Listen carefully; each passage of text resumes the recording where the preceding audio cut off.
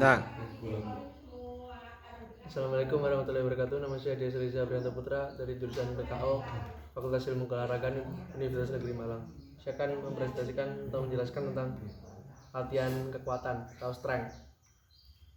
Kekuatan atau strength adalah suatu kemampuan yang dikeluarkan oleh otot tubuh dalam menahan suatu beban. Kekuatan otot ini merupakan daya penggerak di dalam setiap kegiatan, mengurangi potensi terjadinya cedera,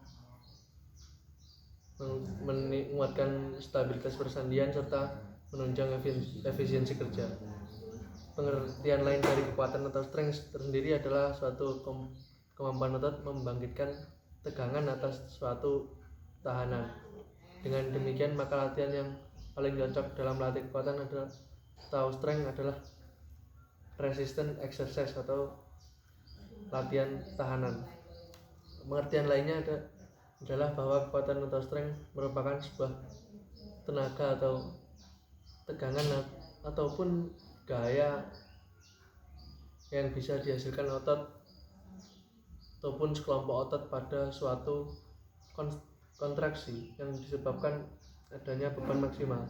Jadi kalau kalian merasa lengannya mungkin kadang ya ada nyeri-nyeri gitu, itu tandanya kita hari itu sudah latihan dengan beban maksimal, dan mungkin latihan selanjutnya bisa ditambah biar supaya meningkatkan kekuatan kita. Seorang bisa memiliki kekuatan pada otot bagian tertentu, tetapi belum tentu ia mempunyai kekuatan yang sama pada otot bagian tubuh lainnya. Contoh, otot lengan kita kuat, belum tentu otot kaki kita juga kuat. Jadi tergantung latihan atau metode latihan masing-masing.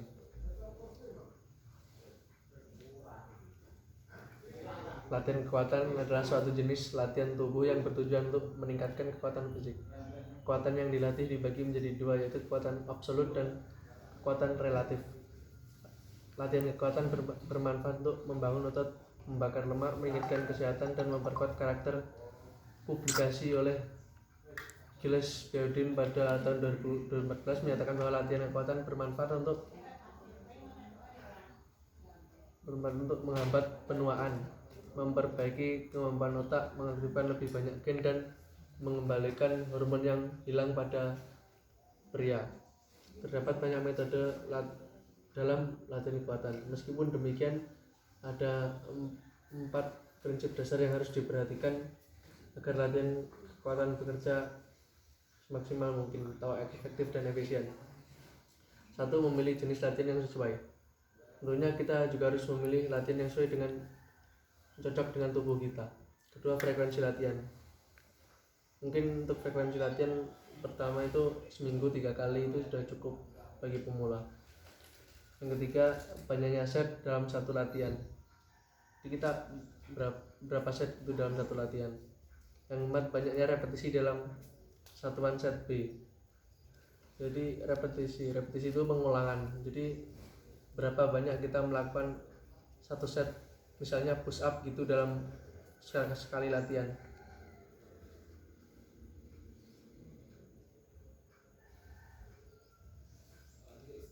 Latihan kekuatan adalah suatu jenis latihan tubuh yang bertujuan untuk meningkatkan kekuatan fisik.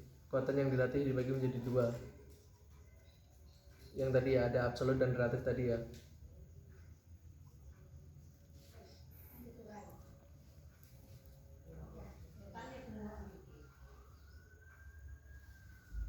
Jenis-jenis kekuatan atau strength dibedakan menjadi beberapa jenis berdasarkan bentuk dan waktu pelaksanaan untuk kerja yang dilakukan. Jenis-jenis kekuatan tersebut adalah dibagi sebagai berikut. Kekuatan umum atau general strength merupakan kekuatan dari sistem otot secara menyeluruh. Yang kedua ada kekuatan khusus, specific strength, diartikan sebagai kekuatan yang ada pada otot tertentu yang terlibat secara khusus pada gerakan atau cabang tertentu. Yang specific strength itu dianggap juga sebagai penggerak utama.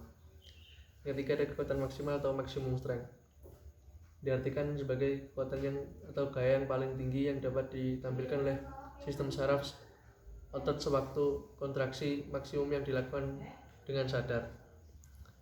Yang keempat ada kekuatan mutlak, diartikan sebagai kemampuan seorang atlet dalam mengarahkan tenaga yang maksimum tanpa mempertimbangkan berat badannya.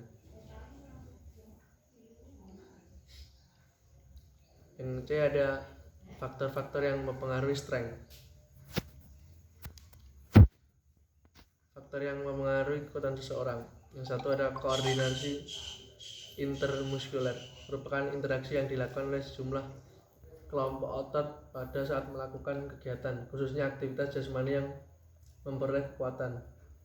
Dua, koordinasi intramuskuler. Kekuatan juga dapat dipengaruhi oleh koordinasi intramuskuler atau dengan kata lain tergantung pada fungsi saraf otot yang terlibat dalam pelaksanaan tugas atau aktivitas fisik tersebut. Yang ketiga, reaksi otot terhadap rangsangan saraf. Menurut Kuznetsov, otot akan memberikan reaksi terhadap rangsangan saraf sebesar 30% dari potensi yang dimiliki oleh otot-otot yang bersangkutan. Yang keempat ada sudut sendi. Beberapa penelitian mengemukakan bahwa kekuatan maksimum akan tercapai jika sendi yang terlibat dalam kegiatan tersebut berada pada kondisi yang benar lurus atau mendekati lurus. Yang selanjutnya ada bentuk-bentuk latihannya. Yang pertama, untuk latihan kekuatan untuk menambah latihan kekuatan kita juga bisa latihan dengan push up. Latihan push up dilakukan dengan tujuan untuk melatih kekuatan pada bagian otot lengan bahu. Cara melakukan push up kita sudah tahu sendiri, kita harus di posisi yang bagaimana. Yang kedua ada untuk latihan kekuatan, misalnya kita memakai dumbbell atau barbell.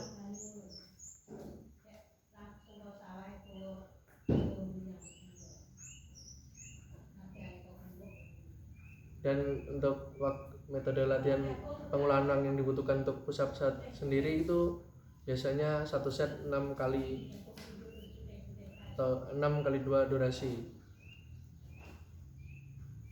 Dan ada untuk latihan sit up. Sit up sendiri dilakukan dengan tujuan untuk menguatkan otot perut.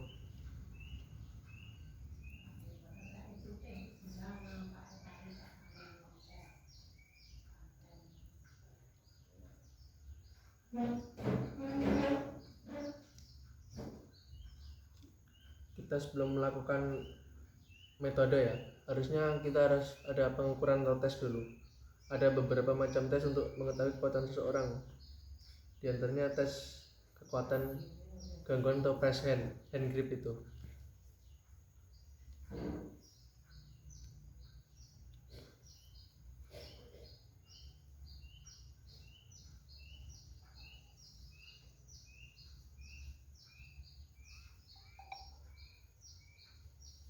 Dan masih banyak tes lainnya ya yang dapat digunakan, itu contohnya hand grip itu tadi. Tapi hand grip itu sudah sangat umum digunakan oleh para orang yang ingin meningkatkan kekuatan fisiknya. Dan yang terakhir ada kesimpulan atau kekuatan atau strength. Kekuatan atau strength adalah suatu kemampuan yang dikeluarkan oleh otot tubuh dalam menahan suatu beban. Kekuatan otot ini merupakan daya penggerak di dalam setiap kegiatan, mengurangi potensi terjadi cedera, meningkatkan stabilitas persendian, serta menunjang efisiensi kerja. Yang kedua, beberapa pengertian definisi kekuatan menurut beberapa ahli. Menurut Bompa 1999, pengertian kekuatan menurut Bompa ialah kemampuan otot dan saraf tubuh untuk mengatasi beban internal dan beban eksternal. C, menurut Fredrik 1969, pengertian kekuatan menurut Fredrik ialah kemampuan yang dimiliki otot untuk bekerja menahan beban secara maksimal. D, menurut Sajoto, pengertian kekuatan menurut Sajoto ialah komponen kondisi fisik seorang tentang kemampuan menggunakan otot untuk menerima beban saat bekerja. Kesimpulan yang ketiga, terdapat banyak metode latihan dalam latihan kekuatan. Meskipun demikian, ada 4 dasar yang harus diperhatikan agar latihan kekuatan bekerja secara efektif maupun efisien. Terima kasih. Itu saja yang bisa saya sampaikan. Ada kurang lebihnya mohon maaf. Wassalamualaikum warahmatullahi wabarakatuh.